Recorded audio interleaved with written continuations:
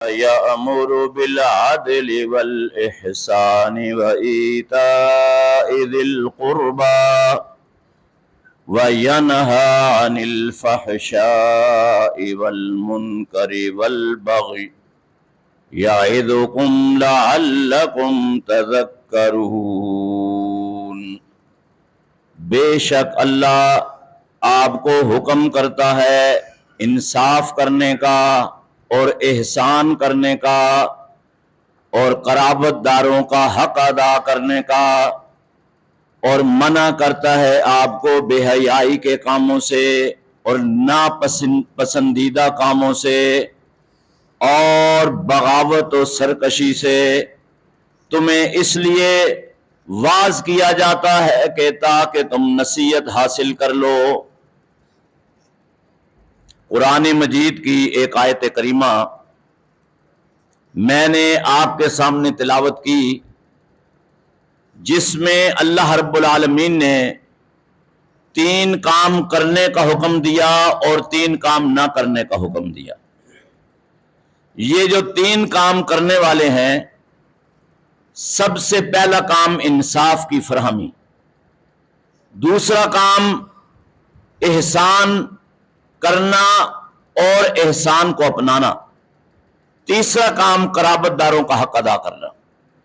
تو اس میں جو لفظ احسان ہے، اس کا کیا معنی ہے اور کیا مقصود اور مفہوم ہے، اس پر ہم بات کریں گے۔ حضرت عمر بن خطاب رضی اللہ تعالیٰ عنہ ایک روایت بیان کرتے ہیں رسول اکرم صلی اللہ علیہ وآلہ وسلم سے، کہا کہ ایک دن مسجد نبوی میں ہماری موجودگی میں ایک ایسا آدمی آیا جس کا لباس بالکل سفید تھا اور اس کے جسم پر یا لباس پر سفر کے اثرات اور نشانات بالکل نہیں تھے، اور تعجب کی بات یہ ہے کہ ہم میں سے کوئی اسے جانتا بھی نہیں تھا، یعنی اجنبی تھا لیکن سفر کے اثرات اس کے جسم پر موجود نہیں تھے۔ وہ رسول اکرم صلی اللہ علیہ وسلم کے پاس آیا، آپ 2 زانو بیٹھے تھے، جس طرح ہم تہجد میں بیٹھتے ہیں، جس طرح ہم تشہد میں بیٹھتے ہیں، تو وہ اسی طرح 2 زانو ہو کر آپ کے بالکل قریب بیٹھا، اور اس نے پہلا سوال آپ سے یہ کیا کہ اخبرنی عن الاسلام، مجھے اسلام کے متعلق بتائیے۔ آپ صلی اللہ علیہ وآلہ وسلم نے اسے اسلام کی جو بنیادی باتیں ہیں وہ اسے فرما دی۔ اب وہ کہنے لگا صدقتا، آپ نے سچ فرمایا۔ تو صحابہ حیران ہوئے کہ یہ سوال بھی کرتا ہے اور تصدیق بھی کرتا ہے، اگر اسے پتہ ہے تو سوال کی ضرورت نہیں، اور اگر نہیں معلوم تو پھر تصدیق کس بات کی کر رہا ہے۔ کہا پھر ایک سوال اس نے کیا، اس نے کہا اللہ کے حبیب اخبرنی عن الایمان، ایمان کے متعلق ارشاد فرمائیے کہ ایمان کس چیز کا نام ہے۔ آپ صلی اللہ علیہ وسلم نے ایمان کے متعلق جو باتیں تھیں، مثال کے طور پر اللہ پر ایمان لانا، رسول پر ایمان لانا، آخرت کے دن پر ایمان لانا، اور اچھی اور بری تقدیر پر ایمان لانا، فرشتوں پر ایمان لانا، آسمانی کتابوں پر ایمان لانا، اور تمام سابقہ انبیاء کرام علیہ السلام پر ایمان لانا۔ جب آپ نے اسے بتایا، پھر کہنے لگا صدقتا، آپ نے سچ فرمایا۔ صحابہ کہتے ہیں ہماری حیرانگی میں اضافہ ہو گیا کہ یہ کس نوعیت کا سائل ہے، پوچھتا ہے اور پھر تصدیق کر دیتا ہے۔ کہا تیسری بات اس نے پوچھی کہ اخبرنی عن الاحسان، آپ مجھے یہ بتائیں کہ احسان کس چیز کا نام ہے۔ آپ صلی اللہ علیہ وسلم نے 2 لفظوں میں بڑا جامع جواب دیا، اور وہی آج ہمارے لیے قابل فکر ہے۔ کہا ان تعبد اللہ کانک تراہ، جب آپ اللہ کی عبادت میں لگ جائیں، اللہ کی عبادت میں مشغول ہو جائیں، اللہ کی عبادت میں اللہ کے سامنے کھڑے ہو جائیں، تو آپ کی کیفیت یہ ہونی چاہیے کہ ان تراہو، آپ اپنے رب کو دیکھ رہے ہو. اور کہا اگر یہ کیفیت نہیں ہوتی، یہ بڑی اونچی بلند منزل ہے، تو کم از کم کیا ہونا چاہیے؟ فَإِنَّهُ يَرَاكَ، آپ کا رب آپ کو دیکھ رہا ہے. اب یہ جو کیفیت ہے کہ آپ رب کو دیکھ رہے ہو، جب آپ کسی بڑی شخصیت کے پاس بیٹھتے ہو یا ان کے سامنے پیش ہوتے ہو، تو اس شخصیت کی رضامندی کے لیے آپ غفلت نہیں برتتے، آپ کوئی اور کام نہیں کرتے، آپ کوئی اور سوچ پیدا نہیں کرتے اپنے دل اور دماغ میں. ہمتن اس کی بات سننے کے لیے ہمتن گوش رہتے ہیں، ہمتن اس کی طرف مصروف رہتے ہیں. اور اگر آپ معمولی سی بھی غفلت کا اظہار کریں گے تو یقیناً اس کی شخصیت بھی متاثر ہوگی اور آپ کا کام بھی متاثر ہوگا. تو جب ہم نماز میں کھڑے ہیں اور ہم یہ سوچ رہے ہیں، یہ فیصلہ کیا ہے اپنے دل و دماغ سے کہ ہم اپنے رب کو دیکھ رہے ہیں، تو کیا کیفیت ہوگی؟ جب رب کو دیکھ رہے ہیں تو ہمارا دماغ جو ہے وہ دکان پہ جائے گا، گھر میں جائے گا، کاروبار میں جائے گا، کسی سیاسی سماجی سوچ میں جائے گا، یا کسی اور طرف پلٹے کھائے گا. کبھی بھی ایسا نہیں ہو سکتا. یہ جو ہمارے جسم کے اعضاء ہیں، بہت سارے ہمارے بھائی ممکن ہے کہ وہ لا علمی میں کرتے ہوں، وہ ہاتھوں سے مختلف حرکات و سکنات نماز میں کرتے ہیں، وہ دائیں بائیں اپنے پاؤں سے کبھی ادھر کبھی ادھر، کبھی ادھر کی سوچ کبھی ادھر کی سوچ. تو یہ جو ساری کیفیتیں ہیں یہ اس لیے ہیں کہ ہم نے نماز میں داخل ہوتے ہوئے، عبادت میں داخل ہوتے ہوئے یہ کیفیت اپنے اوپر طاری ہی نہیں کی کہ ہم اپنے رب کو دیکھ رہے ہیں. اگر ایسا ہوتا تو پھر ایک لمحہ بھی ہمارا غفلت میں گزرنے کے قابل نہیں تھا. اور فرمایا اگر یہ کیفیت نہ ہو، یہ اونچی منزل ہے، حضوری کی منزل ہے، رب کے قرب کی منزل ہے، اس کی رضامندی کی منزل ہے. اور یہ جو رب کی رضامندی ہے دنیا کی تمام نعمتوں پر یہ بھاری ہے. اور میرے رب نے خود فرمایا وَرِضْوَانٌ مِّنَ اللَّهِ اکبر، فرمایا اللہ کی رضامندی اکبر، سب سے بڑا کام ہے. بڑا کام نہیں، اکبر، سب سے بڑا کام. تو ہماری یہ کیفیت اگر ہوتی تو ہم اس منزل پہ ہوتے. فرمایا اگر یہ کیفیت طاری نہ ہو، امکانات ہوتے ہیں ہر چیز کے، تو کیا ہونا چاہیے؟ کم از کم آپ کی سوچ یہ ہونی چاہیے فَإِنَّهُ يَرَاكَ، وہ آپ کا رب آپ کو دیکھ رہا ہے.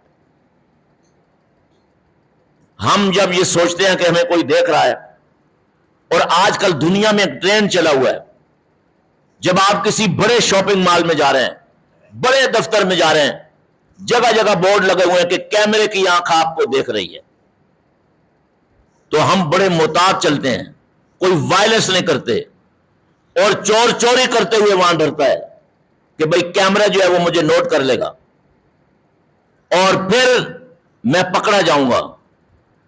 تو گویا کہ جب ہماری یہ کیفیت ہے کہ وہ رب ہمیں دیکھ رہا ہے، کیمروں کی حیثیت تو معمولی ہے. اور یہ جو ادارے ہیں دنیا میں آج، انٹیلیجنس، یہ بھی بہت معمولی ہے. لوگ ان سے خوف زدہ ہوتے ہیں لیکن ہمیں ان کی حقیقت کا پتہ ہوتا ہے. یہ بھی معمولی باتیں ہیں. اصل بات یہ ہے کہ فَإِنَّهُ يَرَاكَ، آپ کا رب آپ کو دیکھ رہا ہے. جب آپ کا رب آپ کو دیکھ رہا ہے تو آپ کا دماغ آپ کے رب کی طرف ہونا چاہیے، آپ کی سوچ آپ کے رب کی طرف ہونی چاہیے، آپ کا دل آپ کے رب کی طرف متوجہ ہونا چاہیے، اور آپ کے جسم کے جو اعضاء ہیں وہ رب کے سامنے خشوع اور خضوع میں ہونے چاہیے.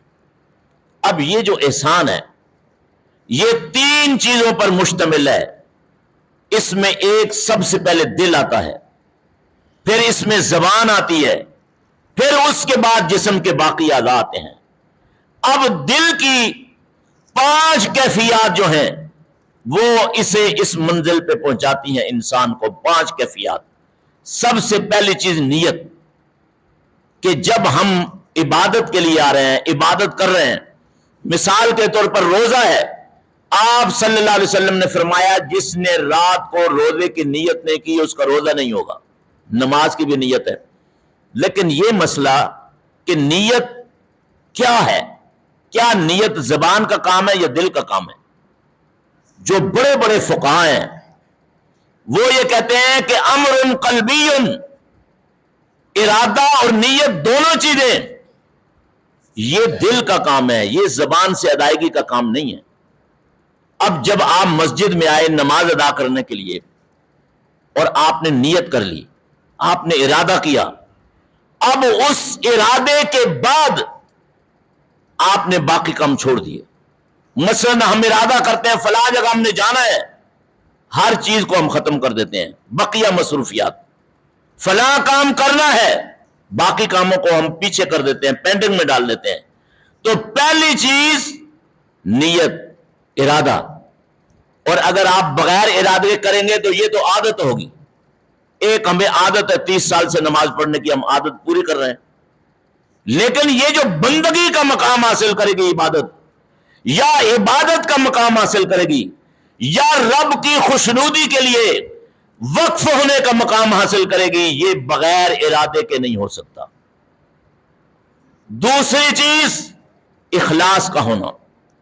عبادت جو ہے خالصتاً ایک اللہ کے لیے، اور میرے رب نے فرمایا فَاعْبُدِ اللَّهَ مُخْلِصًا لَهُ الدِّينَ، اللہ کی عبادت کرو دین کو اس کی ذات کے ساتھ خالص کرتے ہوئے.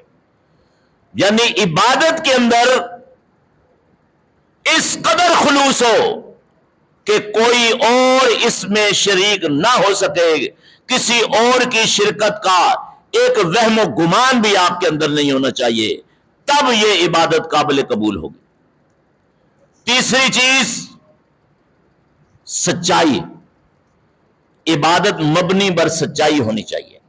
عبادتیں بہت ہیں، لوگ رام کی بھی عبادت کرتے ہیں، لوگ مندروں میں بھی جھکتے ہیں، لوگ گھنٹیاں بھی بجاتے ہیں عبادت کے طور پر، لوگ پھول بھی ڈال دیتے ہیں قبروں پہ، کہتے ہیں یہ بھی عبادت ہے.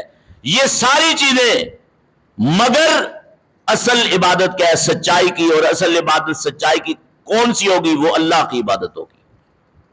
اور رب نے فرمایا یا ایھا الذین آمنوا اتقوا اللہ وکونوا مع الصادقین، اے لوگوں اللہ سے ڈر جاؤ اور سچوں کے ساتھ مل جاؤ. کہا یہ جو سچائی ہے، اگر ہم مل جائیں سچوں کے ساتھ تو کیا فائدہ ہوگا؟ یا ایھا الذین آمنوا اتقوا اللہ وقولوا قولا سدیدا یصلح لکم اعمالکم. فرمایا جب آپ سچائی کو اختیار کرو گے تو آپ کے اعمال، آپ کے سارے کام درست ہو جائیں گے. کیا کیا ہم پاپڑ پھیلتے ہیں کاموں کی درستگی کے لیے. فرمایا سارے کاموں کی درستگی کا جو معیار ہے یہ سچا ہونا ہے، یہ بات کا درست بات کرنے والا ہونا ہے.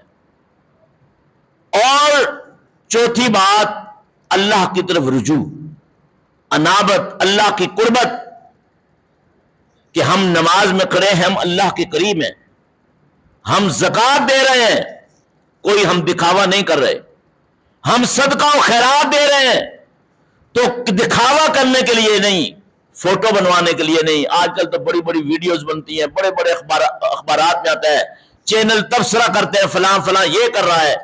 فرمایا نہیں، یہ ریاکاری ہے. اور صدقہ و خیرات کس طرح کا اللہ کے ہاں قبول ہوگا؟ جس میں ریاکاری کا کوئی عمل دخل نہ ہو وہ رب قبول کرتا ہے، اور جس میں ریاکاری ہو اسے اللہ مسترد کرتا ہے. تو اللہ کی طرف رجوع یہ کامیابی کی دلیل ہے. اور میرے رب نے فرمایا من خشی الرحمن بالغیب وجاء بقلب منیب، جو اپنے رب سے ڈرا اور رجوع کرنے والا دل وہ اپنے رب کے پاس لے کے آیا. پھر اس کے بعد جو اس میں پانچویں چیز ہے وہ اللہ کی محبت. یعنی عبادت ہم اللہ کی محبت میں کر رہے ہیں. نماز پڑھ رہے ہیں، ابھی روزہ رکھ رہے ہیں، تو ہم کس قدر اپنے آپ پر کنٹرول رکھتے ہیں. شدید گرمی میں ایک مزدور ہے، وہ لیبر کر رہا ہے، مزدوری کر رہا ہے، بوجھ اٹھا رہا ہے کندھے پر، دیوار بنا رہا ہے، گاڑی چلا رہا ہے، کوئی بھی وہ کام کر رہا ہے، شدید گرمی کا شکار ہے. وہ گزرتا ہے ایک جگہ سے، ٹھنڈے پانی کا کولر رکھا ہوا ہے، چشمہ بہہ رہا ہے ٹھنڈے پانی کا، پانی موجود ہے، دیکھنے والا بھی کوئی نہیں ہے.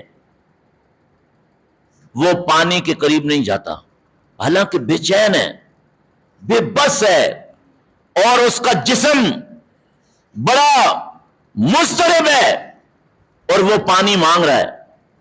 کہتے ہیں نہیں، رب کی محبت مجھ پر غالب ہے، اپنے جسم کی محبت سے بھی، اپنی پیاس کی محبت سے بھی، اپنے دماغ کی محبت سے بھی، ہر ایک محبت سے اللہ کی محبت مجھ پر غالب ہے. یہ قبولیت کا ایک ذریعہ ہے.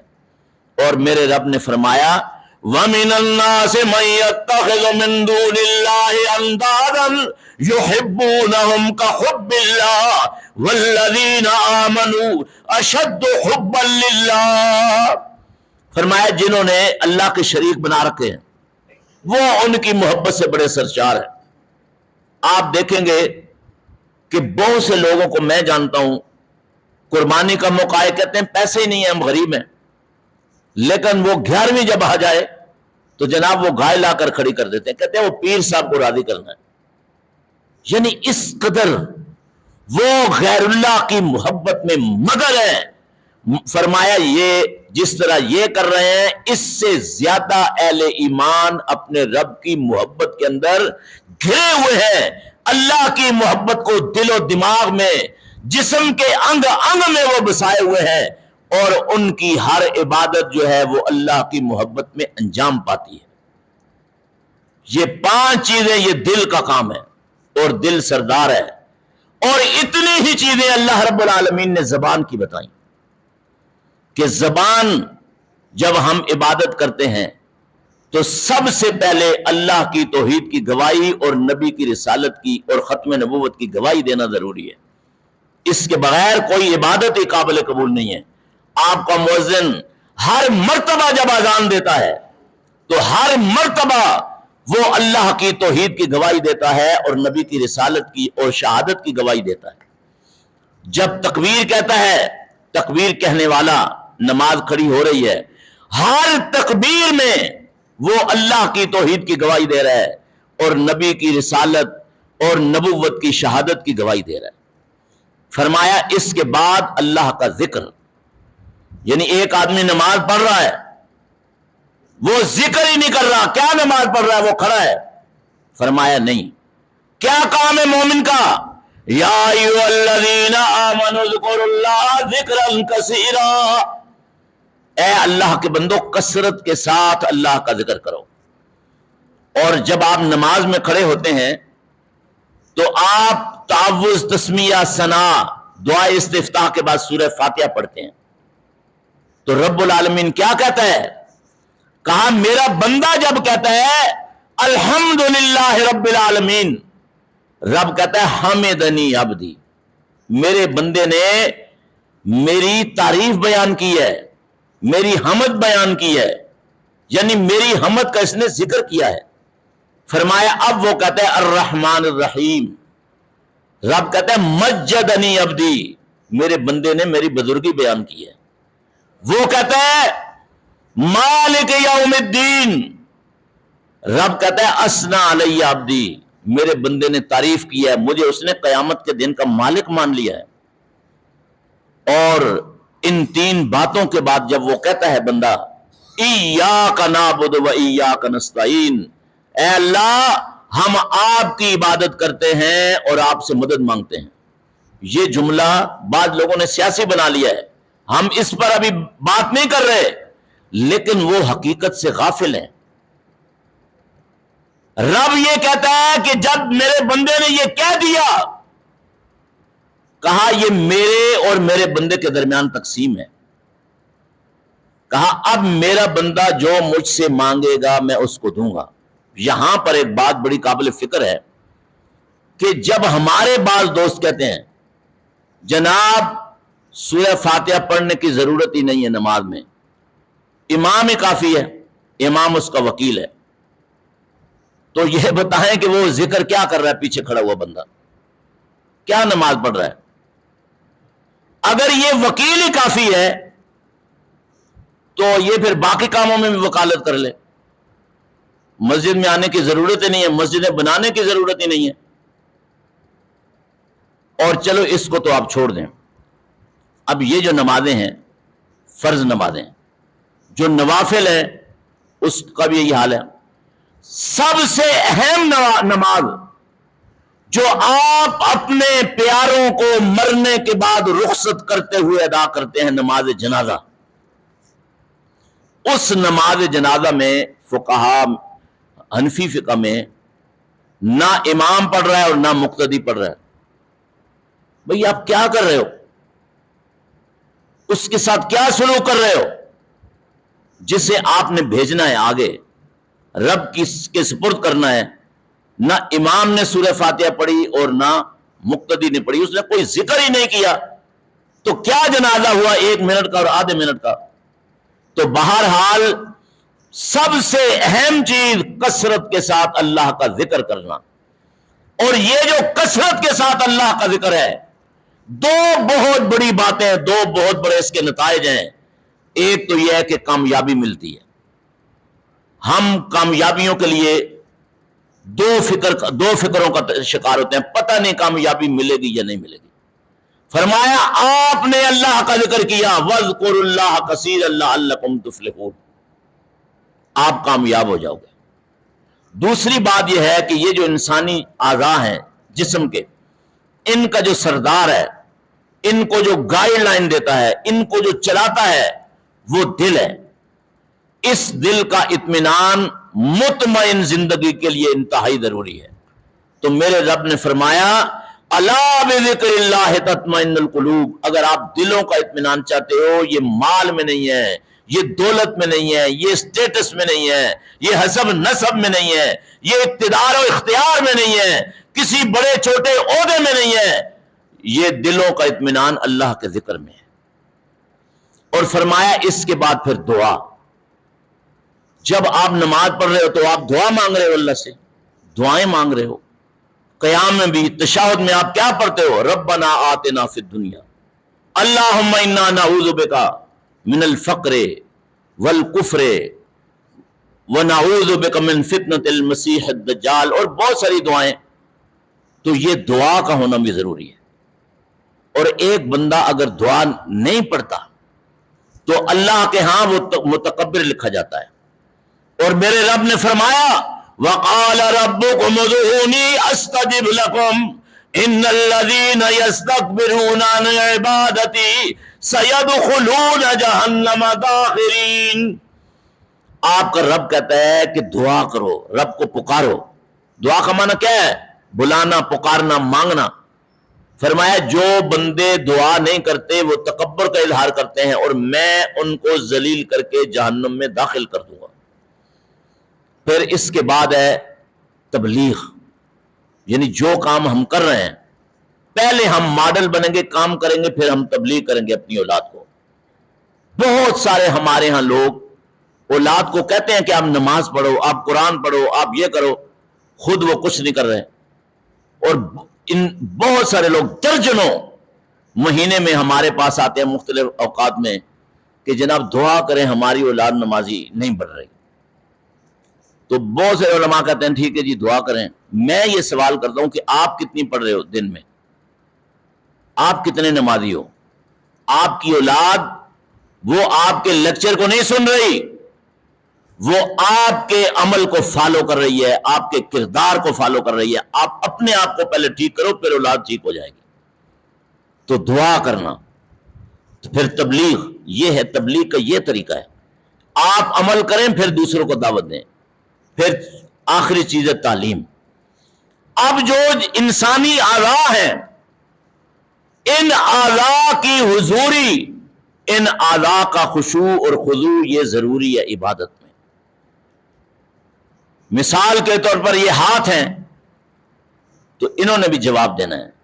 ہم عاجزی کے ساتھ ایسے ہاتھ کرنے کے بجائے کوئی ایسے بھی کر رہے ہیں، ایسے کر رہے ہیں، کپڑے کو بھی ٹھیک کر رہے ہیں، ادھر ادھر دیکھ رہے ہیں.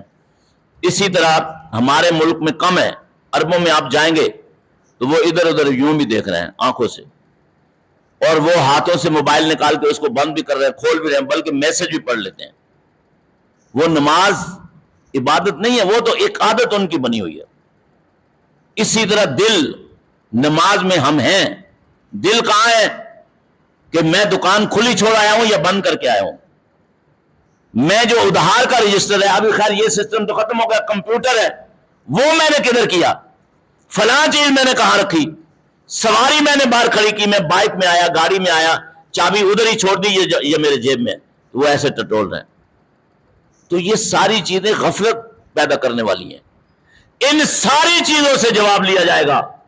اور میرے رب نے فرمایا وَلَا تَقْفُ مَا لَيْسَ لَكَ بِهِ عِلْمٌ إِنَّ السَّمْعَ وَالْبَصَرَ وَالْفُؤَادَ كُلُّ أُولَئِكَ كَانَ عَنْهُ مَسْئُولًا. فرمایا جس چیز کا آپ کو معلومات نہیں لینی اس کے پیچھے نہیں لگیں، یا جس چیز کا آپ کو نہیں پتا اس کے پیچھے مت لگیں. آپ کے یہ جو کان ہے، قوت سماعت، یہ آنکھیں ہیں، یہ دل ہے، ان سب سے پوچھا جائے گا. اور کون سے کان اور کون سا دل یہ آپ کی نماز کے خشوع اور خضوع میں معاون ہے. فرمایا من خشی الرحمن بالغیب وجاء بقلب منیب، حاضر دل کے ساتھ. دل اگر یہاں حاضر نہیں ہے اس نماز کا بھی کوئی فائدہ نہیں ہے. فرمایا کان لگے ہوئے ہوں کہ امام ہمیں کیا کہہ رہا ہے. اگر کان نہیں لگے ہوں گے اور ہم دور کھڑے ہوں گے، جس طرح کے حرم کے اندر ہوتا ہے خاص طور پر حج کے دنوں میں کہ روڈوں پر کہاں تک صفیں بندی ہوئی ہیں، وہ کہتا ہے اللہ اکبر، آپ سجدے میں گرے ہوئے ہو، آپ کے کان ہی اس کی طرف نہیں لگے ہوئے کہ ہمیں رکوع میں جانا ہے، ہمیں کہاں جانا ہے. تو یہ بنیادی باتیں جو میں نے آپ کے گوش گزار کی، اس لیے کہ آج غالباً اختتامی دن ہوگا یا کل ہوگا. لیکن ہوتا کیا ہے کہ ہمارے ہاں جو ائمہ مساجد ہیں، خطباء ہیں، وہ اپنے بھائیوں سے اپیل کرتے رہتے ہیں کہ بھائی بعد میں بھی آپ آنا، آپ بھول نہیں جانا. لیکن وہ اثرات کم ہوتے ہیں، اس لیے کہ ہم حقیقت سے لوگوں کو آگاہ نہیں کرتے. ہمیں چاہیے کہ 10 دن اگر لوگ اعتکاف میں بیٹھے ہوئے ہیں، ہم ان کو بتائیں عبادت کا یہ طریقہ ہے، اس کی قبولیت اس طرح ہوگی، آپ کو یہ کرنا ہے. بہت سارے ہمارے بھائی دیکھا دیکھی بھی ہمارے بچے اعتکاف میں بیٹھ جاتے ہیں، نوجوان تو، لیکن جب وہ بیٹھ گئے ایک اچھے کام میں آ گئے. ہمارا کام ہے ان کو مولڈ کرنا، ہمارا کام ہے ان کی تربیت کرنا، ہمارا کام ہے ان کو بتانا، گاہے بگاہے ان کی رہنمائی کرنا. جب وہ کچھ لے کر ہی نہیں جائیں گے، جیسے آئے اور ویسے چلے گئے، تو وہ 11 مہینے آپ کے ساتھ نہیں رہیں گے. اگر وہ کوئی کچھ لے کر گئے، آپ نے ان کو کچھ بتا دیا، سمجھا دیا، ان کے ذہن میں بیٹھ گیا، ان کی زندگی بدل گئی، تو یقیناً وہ آپ کے ساتھ رابطے میں رہیں گے. رابطے میں رکھنا دوسروں کو، یہ وہ کمال ہے کہ آپ ان کو کچھ دیں گے شریعت کا صحیح پہلو تو وہ رابطے میں رہیں گے. اگر آپ نے بھی وقت گزارا تو وہ بھی وقت گزاریں گے. پھر ایک وقت ادھر چلا گیا، جب رات آتی ہے تو سورج غروب کی طرف جاتا ہے، دن آتا ہے تو سورج طلوع کی طرف جاتا ہے. تو یہ غروب اور طلوع کے سلسلے جاری ہیں. اللہ تعالیٰ سے دعا ہے کہ اللہ تعالیٰ ہم سب کو عمل کی توفیق عطا فرمائے. اور ہمارے جو بھائی، ہماری بہنیں اعتکاف میں بیٹھے، آج 9 دن ہو رہے ہیں، اور یہ جو ہماری حکومت ہے یہ 2-3 دن سے چاند بنا کے بیٹھی ہوئی ہے. یعنی کل میں ایک جگہ دیکھ رہا تھا تو وہ کیا تبصرہ کر رہے ہیں، یہ نہیں کہہ رہے کہ ہم چاند دیکھ کر عید کریں گے، کہتے ہیں نہیں، اگر سعودیہ میں 30 روزے بھی ہوئے ان کی اور ہماری عید ایک ہی دن ہوگی. یعنی انہوں نے پہلے ہی کنفرم کر دیا ہے.